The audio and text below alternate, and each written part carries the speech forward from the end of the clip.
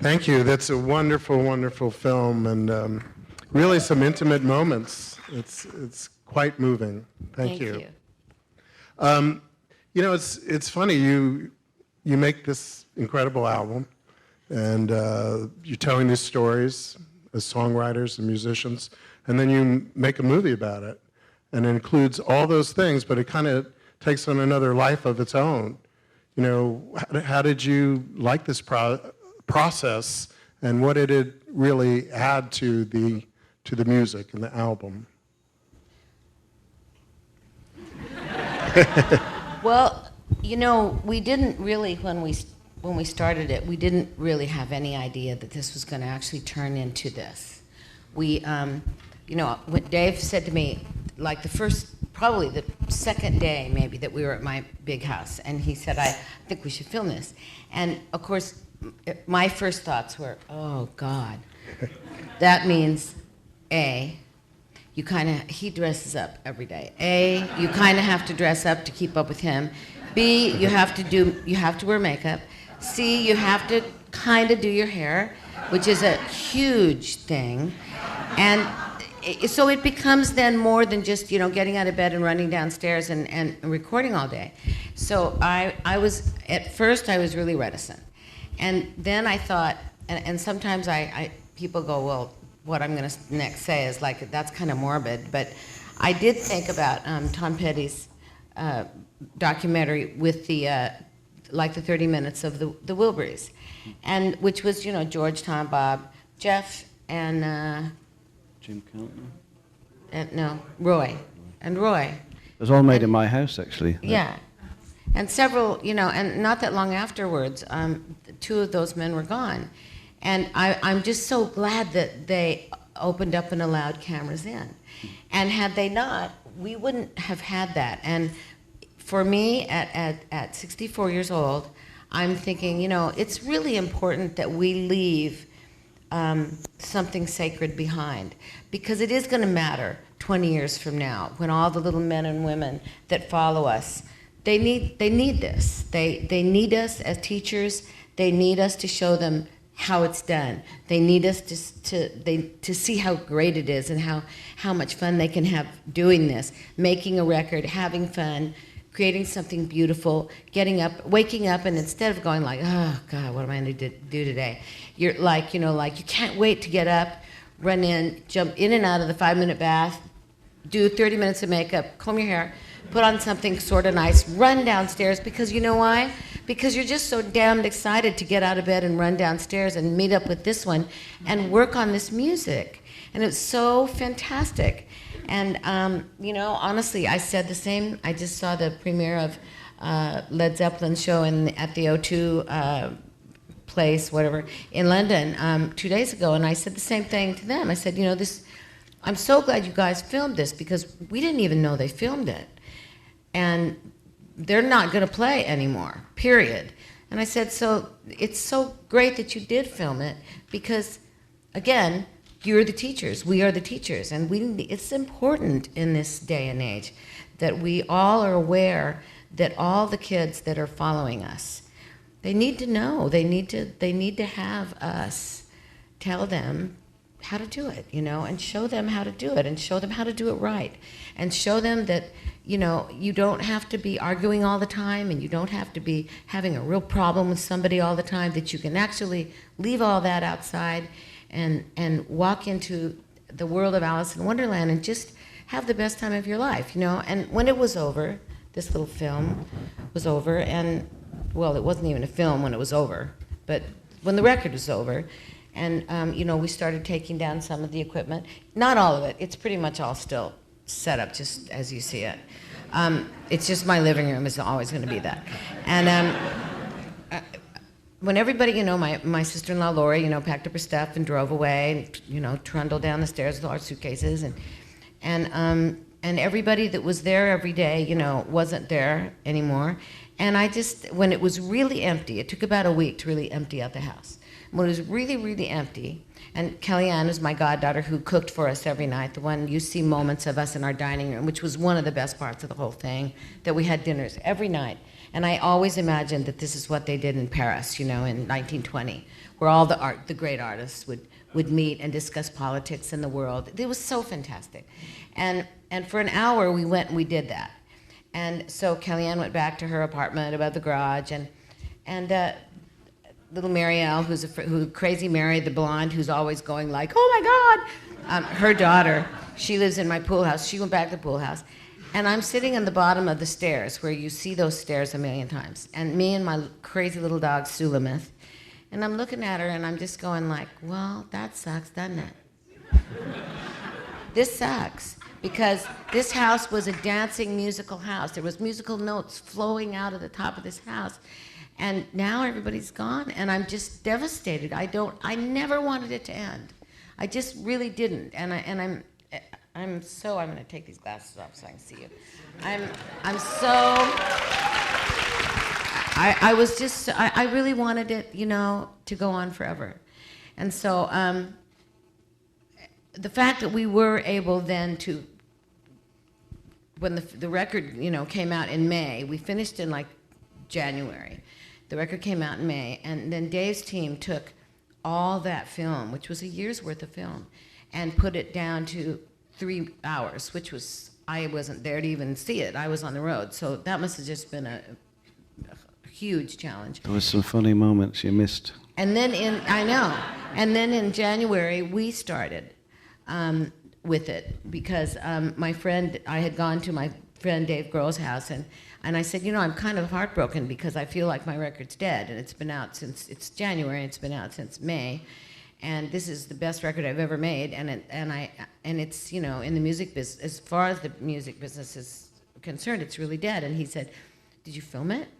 And I said, yeah, we did. And he said, well, is it done? I said, well, it's done. I mean, it's filmed, but it's not done.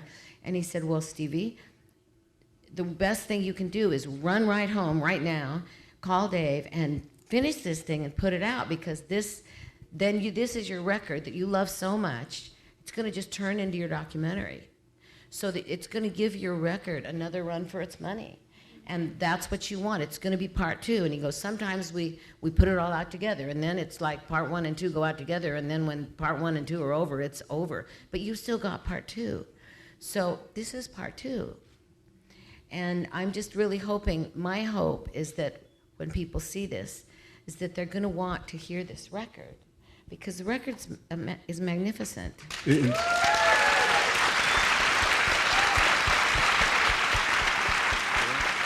The reviews say it's your best work that you've done as a solo artist. I do. Yeah. And I just want each one of you to sit like we are right now, with 2 big, huge speakers, and hopefully a fireplace, and turn it up as loud as you can, and pour yourself a little glass of port, and I want you to sit and I want you to listen to this record, because I just think you'll be blown away with it.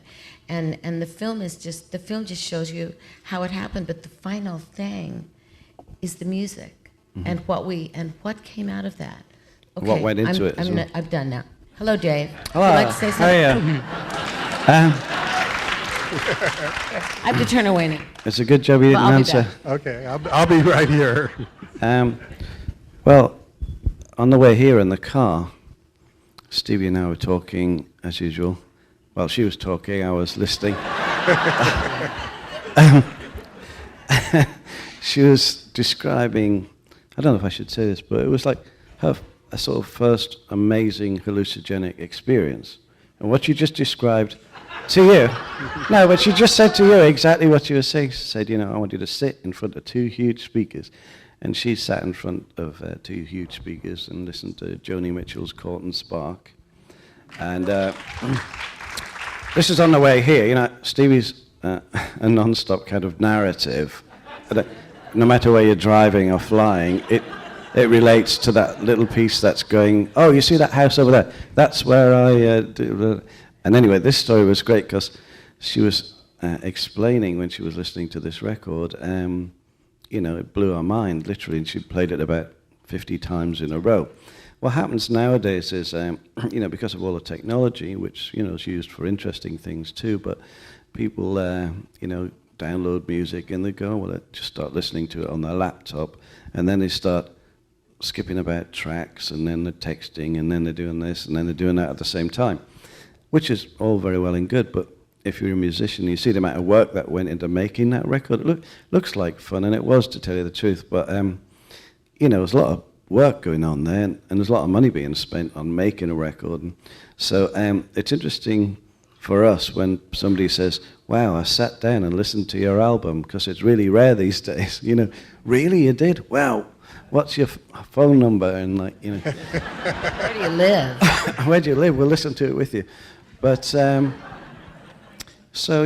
what Stevie's saying is correct. That it's such a love that goes into making music. With the right combination of people, that you do wish for people to be able to hear it properly. And I know beats are now in Hewlett-Packard's computers, but it's all a scam.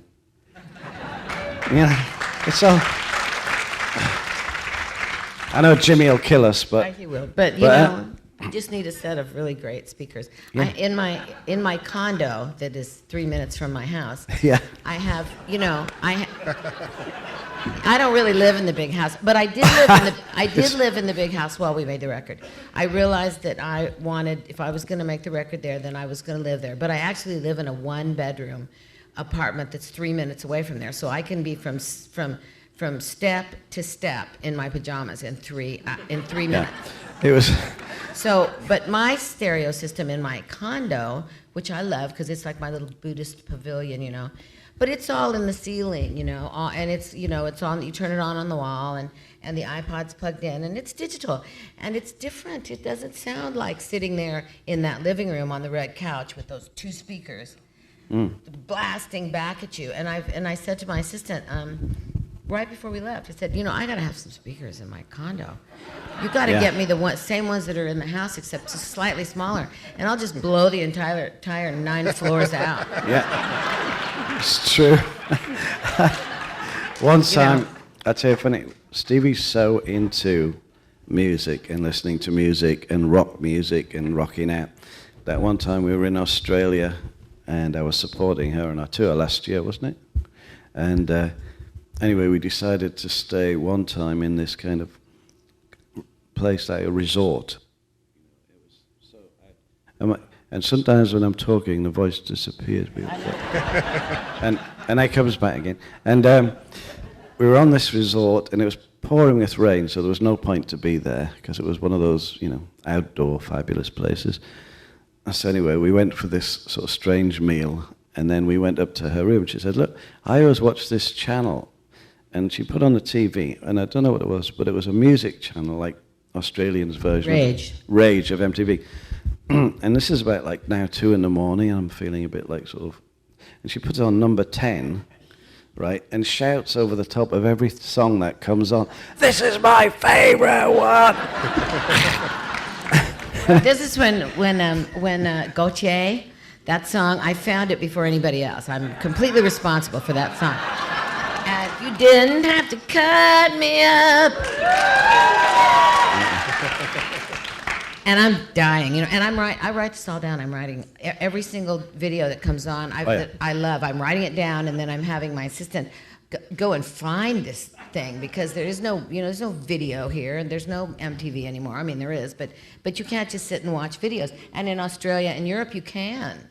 So it's like so much fun, It's like there's so much. I mean, I am 64 years old, and I'm sitting in front of the channel in Australia called Rage. Like that. I know. And she's also... For hours. For hours. They went into this show, I don't know what it was, like 70s rock or something like that. By now it's 4 a.m, and I'm like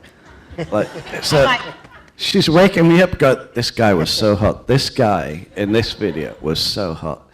And I'm like... Sorry, what was the question? I know, we've kind of gotten off the, No, this is great.